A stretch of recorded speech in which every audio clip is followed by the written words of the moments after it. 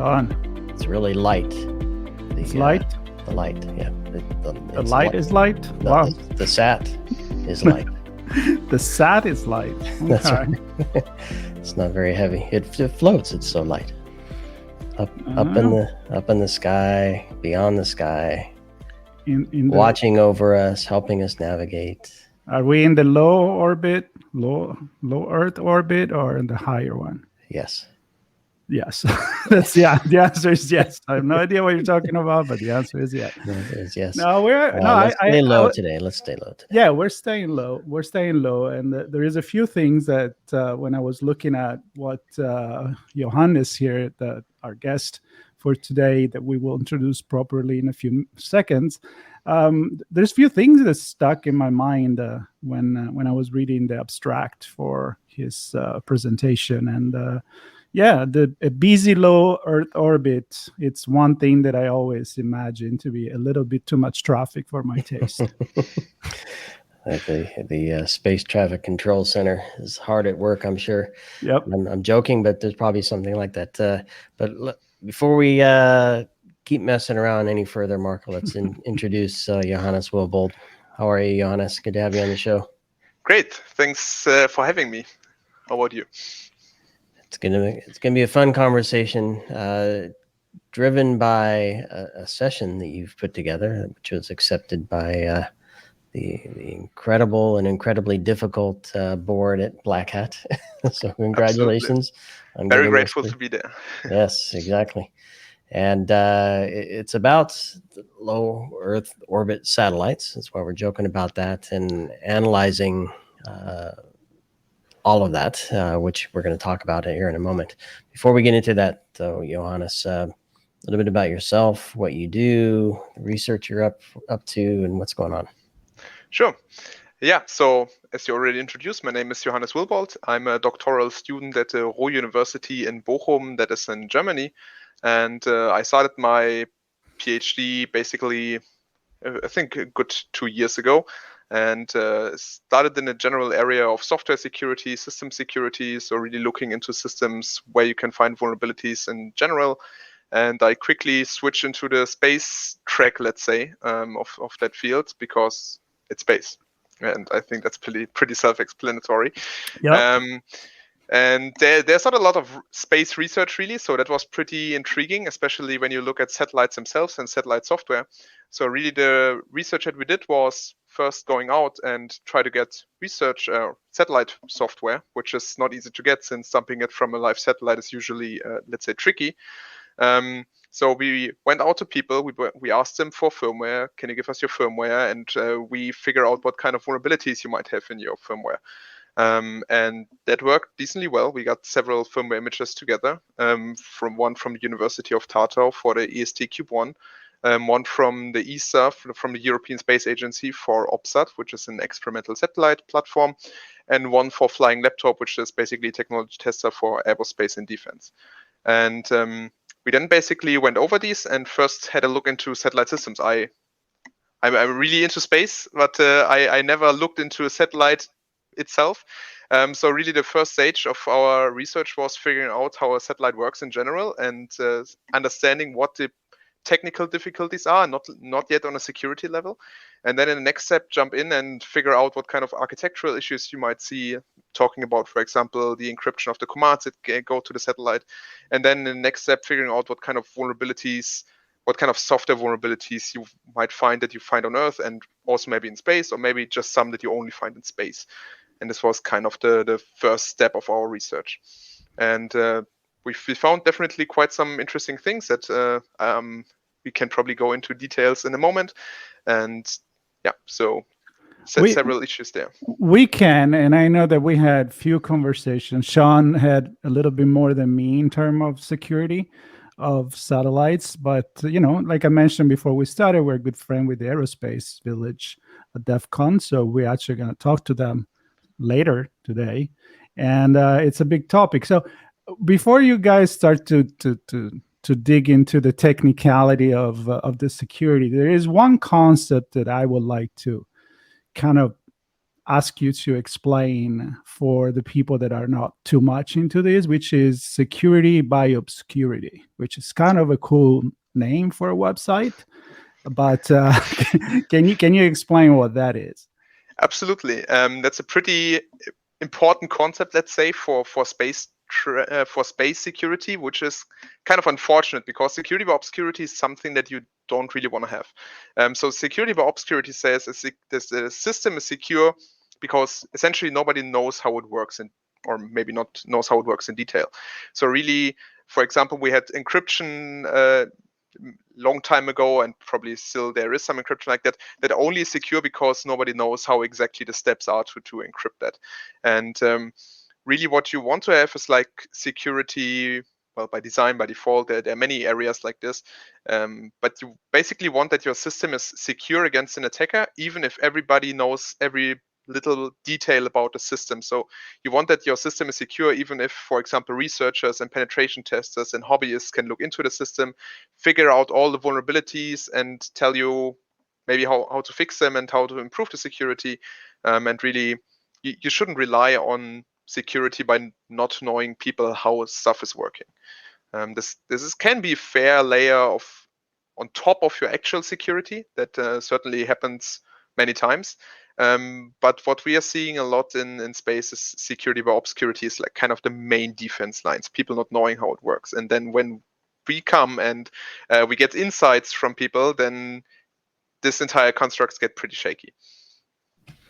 And so before I get into the technicalities of it, I'd like for you maybe to describe some of the things that are up there. Are they floating aimlessly? Are they controlled from a ground station somewhere? What are they responsible for as a device? Sure. So there are probably many thousands of objects up there, and not every object in space is also a satellite. There are debris, there are dead satellites, and probably waste and other stuff. But technically, most objects that we are talking about in space, satellites, generally have some kind of, well, purpose and are controlled by a so-called ground station. So this purpose might be any application of satellite systems that is, for example, Earth observation. So you do images of the Earth to figure out how is land usage going, to get images to Google Maps and wherever you want to have them. There is obviously internet, which is pretty famous currently. If you're talking about OneWeb or Starlink, the internet is coming from space to Earth. There also talks about basically doing broadcasts, cell phone broadcasts from space, so that you don't need these towers all over the place anymore.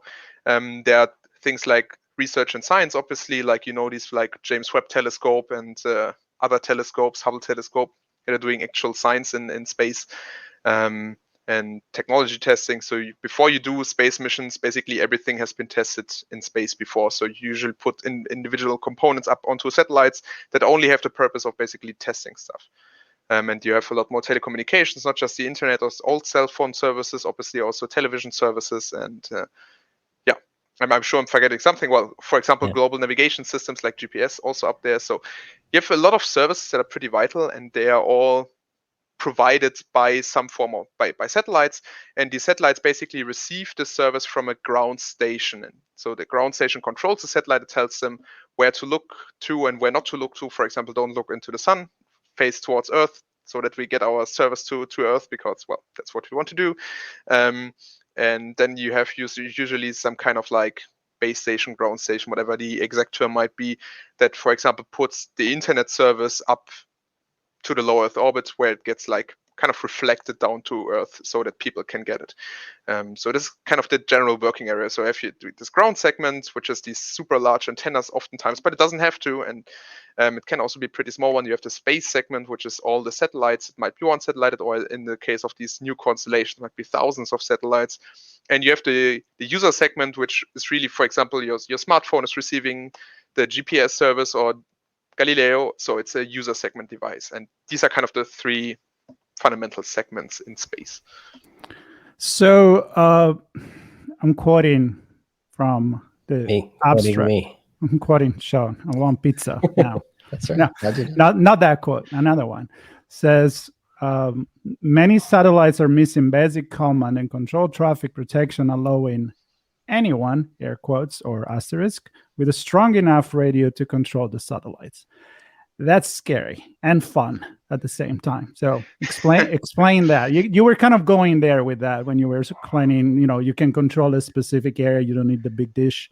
Exactly. I mean, what kind of radio are we talking about here to get to a satellite?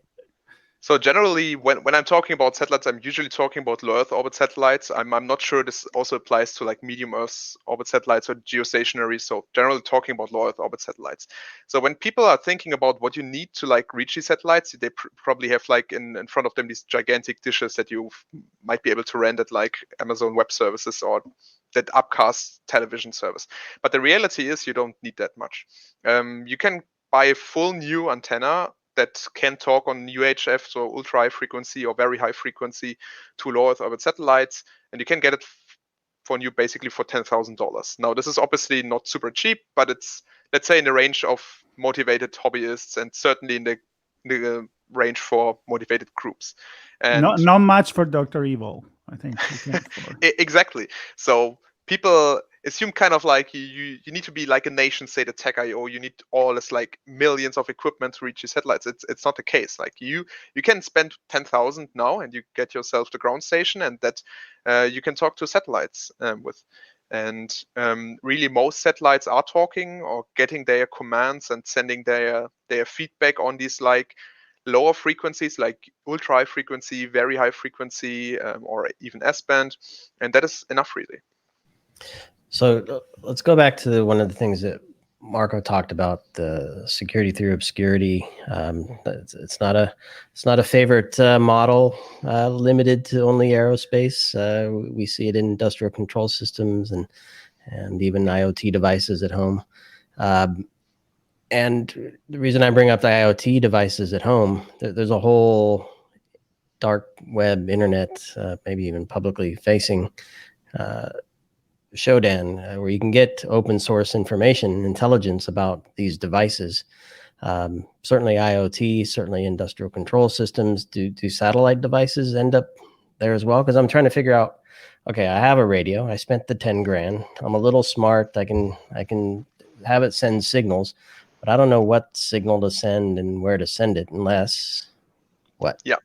So this is kind of the thing. So even though many of the satellites, as we have kind of mentioned, don't really have a strong security or security even at all, so you can just send commands up there. The problem is you don't know which commands, and this is really the kind of the security or obscurity that we are talking about. You need to know exactly how the shutdown command looks like. You need to know the exact bytes, the exact fields.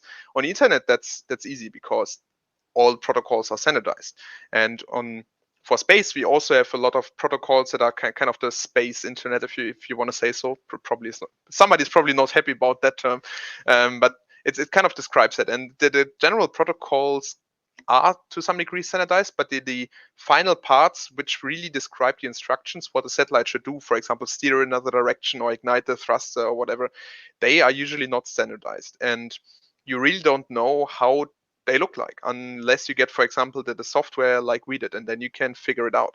And this is kind of the veil of like obscurity that people in the space community use to protect their satellites. They just don't disclose how these formats exactly work, and this is kind of enough. And when you go to something like Shodan, where you find devices I don't want to say you will never find a satellite, maybe at some point, but currently when you search for satellite related stuff, you will probably have more luck finding, for example, the end user devices, for example, the dishes that receive the internet service at some point, or in when you book an internet service, for example, and you get a dish, you can place it somewhere in the desert, and then you receive internet service. These devices, if they're not properly configured, they can show up in Shodan, and this has happened before. This was also a Black Hat talk many years ago. But satellites themselves usually don't, because they are not integrated into the actual internet. They are intended to talk to their ground station where their operators are positioned.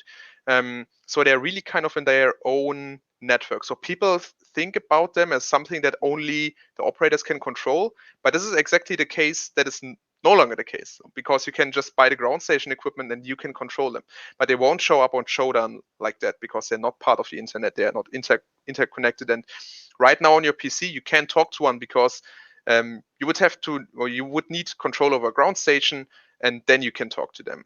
Maybe, well, you can probably book like an Amazon Web Service and then try it, but that's a different deal. So the title of your presentation is "Start with Houston, we have a problem," which is something we never really want to hear, unless it's in a movie. We just kind of make it fun, and then we resolve the problem if things goes well. But are we addressing this problem? I mean, you say you tested 19, if I'm not wrong, satellite manufacturer that all came down with some kind of like this security through obscurity issue.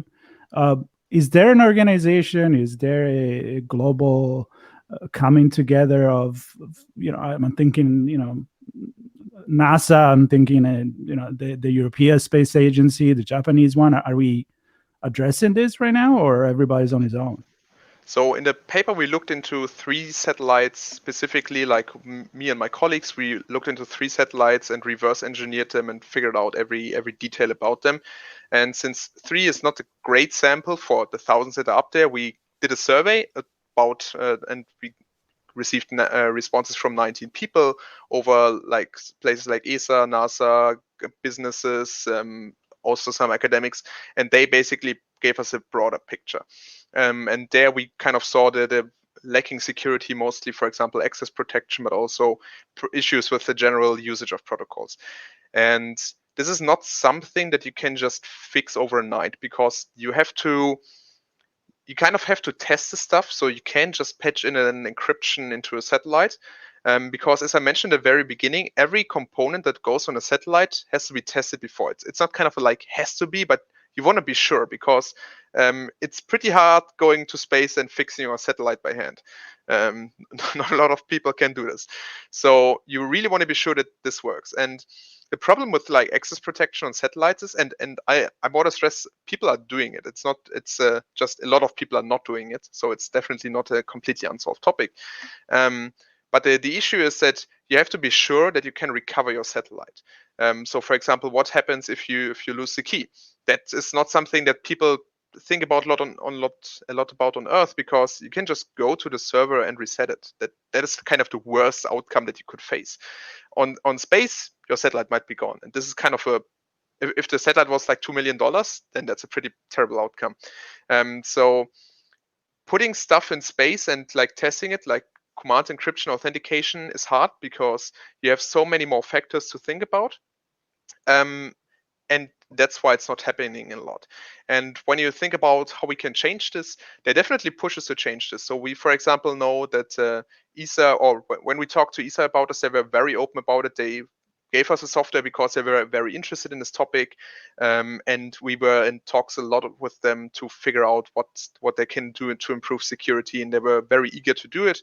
And they're, for example, now also hosting a kind of an academic workshop to figure out or find research to improve security on these assets. And for example, I'm also hosting a workshop on one of the security conferences called SpaceSec, where we also encourage the community, the research community, to identify issues in space, because that's kind of this step where we are at. We kind of have to even figure out what even are the problems, what are potential solutions, what are the challenges. We're kind of in the very early stages here. But it's definitely picking up speed. There's a conference, for example, in Europe called SciSat, that is also picking up this topic. It's really a conference dedicated to satellite or space system security. And you can really see basically a lot of the big players being there and talking about security and talking about concrete things that they're doing to improve it. So the space community has always been, it's something that takes a lot of time to fix, because you need to test something on a satellite, and that takes years to plan a satellite, and then you have to test the satellite, and only then you can decide to put it on the next satellite. So if you do major decision chain or major changes like putting encryption or authentication on satellites, you really want to test this years, maybe even a decade in advance. And that's why adoption of fixes are so slow. And we are not just talking about encryption authentication for commands, we are also talking about everyday defenses that are employed on every computer that we are currently here using, and any device, any defenses against exploitation that are currently on modern operating systems, just standards for like 20 years or longer, they are also missing on these satellites. And this has reasons like because you can prove it that it works, or because it takes a little bit more energy. And there are all these small things that you have to think about, like double and triple the time on a satellite, that makes it hard. But people are definitely trying to get there, and I'm sure they will be getting there. And I don't know if you have much insight to share on this, because your research is obviously looking for vulnerabilities. But do you have a sense to how well we look at this from a detection and response perspective? Because what we're talking about is figuring out where it's broken and finding a patch and building it right from the first place, or patching it and putting it up securely before it can get compromised. But what about while it's up there? Are we able to monitor, and do we have mitigating controls for if something bad does surface? That is indeed a question that we looked into. We kind of wanted to figure out, if we are taking a satellite right now, if we were to do this, how would the operators notice that this is actually happening? And the answer is they have some tools. They have counters, how many commands were executed, how much traffic was received. And if they really monitor it, they can, for example, notice these kinds of things. But obviously, if you're talking about bigger satellites, when not just one person or two persons are responsible for controlling them, but maybe a large team, then this is obviously not kind of the way to go. You don't want to like figure out every single packet that goes to a satellite. And I obviously I can't speak for any government agencies or military or some secret stuff that companies are doing. Generally, I don't think there is much in the sense of, like, for example, honeypots, where you figure out what kind of attack is currently going on, and you want to figure out what the attacker is doing and how they're doing it. This for example, called honeypots. That's something we're doing on the internet. There are PCs that are specifically designed to look interesting to attackers so that people attack them, and so that we can figure out how the attack works. Something like this we are currently researching for satellites, but it's I don't think something that is, let's say, widely deployed, if at all. Oh, I'm just curious, and I don't know if it's a stupid question or not, but I'm stupid, so that's okay. You focus on the low Earth orbits, and so what it makes harder, the one at a higher Earth orbit, is the fact that they're harder to reach, or they're actually conceptualized different? Like, are they actually safer? I mean, I know it's not your thing, but I think it's a pretty wide question that maybe you know the answer. So we looked into low Earth orbit because the satellites are a lot smaller, they're a lot more, and that's why it's easier to find somebody that shares this software with. When you go above low Earth orbits, then you have to deal from a satellite engineering perspective with a lot more difficulties. Like, you will have a lot more radiation and probably a lot of stuff that I'm not qualified to talk about. But generally, the satellites get a lot bigger, and with bigger satellites, you generally have a lot more money. And this comes from the fact that a small satellite might just weigh 1 kilogram. They're actually pretty small, like 10 by 10 by 10 centimeters. That is 1.3 kilograms. That's kind of a standardized format. But these gigantic satellites that weigh multiple tons, they obviously have a lot bigger budget. And what we have seen in our survey is that when you have a lot more budget, people are able to consider security a lot more. Yet we still haven't seen any of the we've kind of seen the let's say baseline defense, like encrypting and authenticating in telecommands. But anything beyond that, we haven't seen on any satellite, and we haven't seen that anybody answered about any of these defenses on our survey. So I would assume that they will have these default protections that you should have, so that not just anybody with a ground station can take control of these big low Earth orbit satellites. But apart from that, the default defenses, if for people knowing more insights about security, like ASLR or stack cookies, it's something that I would expect not to find there either. But I haven't looked into this. I don't know that. Yeah, I didn't want to put you in a spot. I was just thinking, if I'm a listener right now, I probably would like to ask that question. So I did. Thank you.